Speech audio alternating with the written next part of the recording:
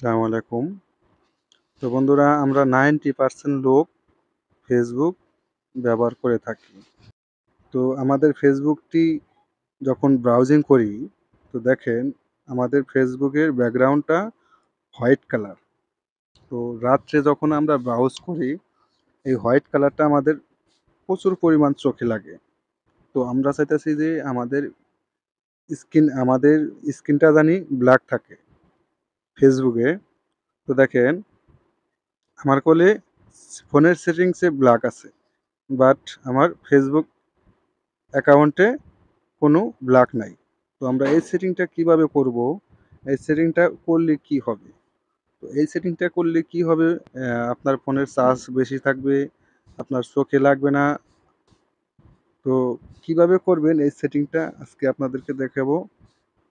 তো ভিডিওটি ফুল কন্টিনিউ করবেন এবং আমাদের চ্যানেলটা সাবস্ক্রাইব করে আমাদের পাশেই থাকবেন। তো আপনারা আসবেন আপনাদের ফোনের সেটিংসে আসার পরে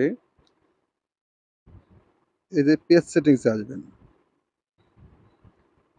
সেটিংসে আসার পরে এই যে নিচে আসবেন, নিচে একটু স্ক্রল করে টান দিবেন নিচ দিকে, এই যে দেখুন ডার্ক মোড।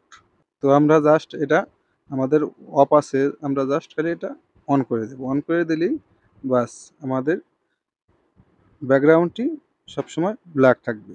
তো দেখুন এখন আমার স্ক্রিনটি ব্ল্যাক হয়ে আছে। তো এইভাবে আপনারা যখন রাত্রে ব্রাউজিং করবেন আপনাদের চোখটি অনেকটি সেফটি থাকবে, আপনার চোখের কোনো সমস্যা হবে না।